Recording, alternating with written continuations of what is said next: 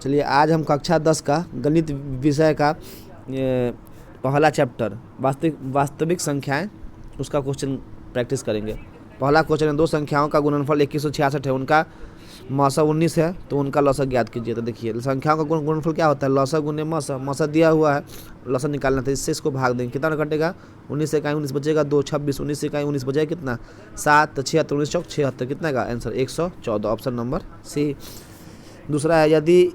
ए का मान दिया हुआ है कितना 2 का पावर 3 गुने 3 गुने 5, अब बी दिया हुआ है 2 का पावर 4 गुने 5 गुने 7, तो इसका क्या निकालना है, एलसीएम निकालना है। देखिए एलसीएम में देखिए सबसे ज़्यादा 2 कितना है, 2 का घात ज़्यादा कितना है 2 का पावर 4, तो हो जाएगा 2 का पावर 4 गुना 3 एक बार है, 5 एक बार है और 7 एक बार है, तो इसको करेंगे गुना तो कितना हो जाएगा 2 का पावर 4 तो 16, 16 तिया 48, 48 पचे जाएगा कितना 240, 240 गुने 7 तो 1680, ऑप्शन नंबर डी। चलिए इसका हो जाएगा ऑप्शन नंबर डी। एम एक धनात्मक पूर्णांक है और धनात्मक विषम संख्या का धनात्मक विषम पूर्णांक का रूप होगा। देखिए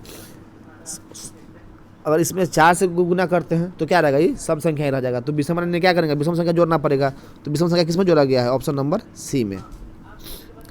संख्या 2.13 113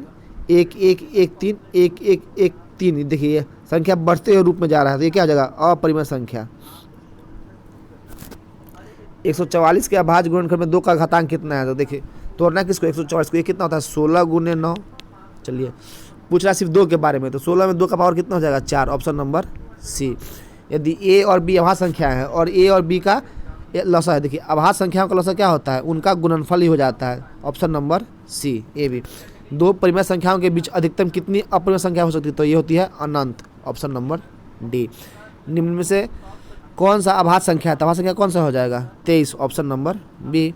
2, 10, 20 के लौसा और मौसा का अनुपात, देखिए 2, 10 और 20 का लौसा, देखिए 10 और 20 का एलसीएम कितना 20 ही हो जाएगा, और 2 और 20 का एलसीएम कितना हो जाएगा 20, तो इसका एलसीएम हो जाना है 20। चलिए अनुपात पूछ रहा है एचसीएफ, एचसीएफ कितना हो जाएगा, इसका एचसीएफ हो जाएगा 2, काटेंगे तो कितना का 10:1, ऑप्शन नंबर बी। यदि 65 और 117 का मौसा 65m - 17 117 के रूप में है, तो एम का मान देखिए 65 और 117 का एलसीएफ कितना हो जाएगा, ये हो जाएगा 13। चलिए आगे चलते हैं, और एम का मान 1 रखेंगे तो ये आ जाएगा माइनस में, तो इनका मान कितना लेना पड़ेगा, अगर 2 रखते हो तो 65 दूना 130, 130 में से 117 घटे तो कितना जाएगा 13, और आना कितना चाहिए था 13, तो आंसर क्या हो जाएगा ऑप्शन नंबर 2, एम का मान रखेंगे 2।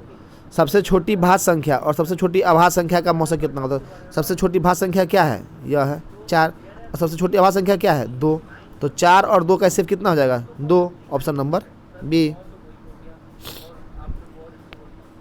96 का अभाज्य गुणनखंड क्या होगा, देखिए 96 क्या होता है 32 तिया 96, देखिए यानी कि 1 3 होना चाहिए, तो 1 3 किस ऑप्शन में है, ऑप्शन नंबर सी में है, यही आंसर हो जाएगा। दो संख्याओं का गुणनफल 86 70 है और उनका एचसीएफ 17 है, तो एलसीएम निकालना है तो क्या करेंगे, संख्या के गुणनफल में एचसीएफ से भाग देंगे, तो 17 पचे 85 बचेगा कितना 1, 17 इकाई 17 0 510, ऑप्शन नंबर डी। 6, 8 एवं 22 का एलसीएम और एचसीएफ का अनुपात, देखिए 6, 8 और 22 का क्या निकालना है 6, 8, 22, इसका एलसीएम और एचसीएफ निकालना है, तो एलसीएम कितना हो जाएगा 2 गुना 3 तो 6, 2 चौका 8, 11 दूना 22 गुना कर देंगे, तो अनुपात इसका क्या निकालना है एचसीएफ, तो एचसीएफ कितना हो जाएगा, इसका एचसीएफ हो जाएगा 2, तो 2 से 2 कट जाएगा, तो 4 3 12, 12 गुने 11 तो 132 अनुपात 1, ये हो जाएगा 132 अनुपात 1, ऑप्शन नंबर ए। दो लगातार संख्याओं का मौसा क्या होता है 1 होता है। 505 के कितने अभाज्य गुणनखंड है, देखिए 505 का पूछ रहा है ना, 5005 का गुना करेंगे तो कितना जाएगा 1001, इसको तोड़ेंगे तो कितना 11 से अगर भाग देंगे तो 5 गुना 11 गुना तो 11 9 99, और फिर 11 का 11, इसको क्या लिख सकते हैं 13 गुना 7, तो कुल कितना गुणनखंड है 1 2 3 4, ऑप्शन नंबर बी।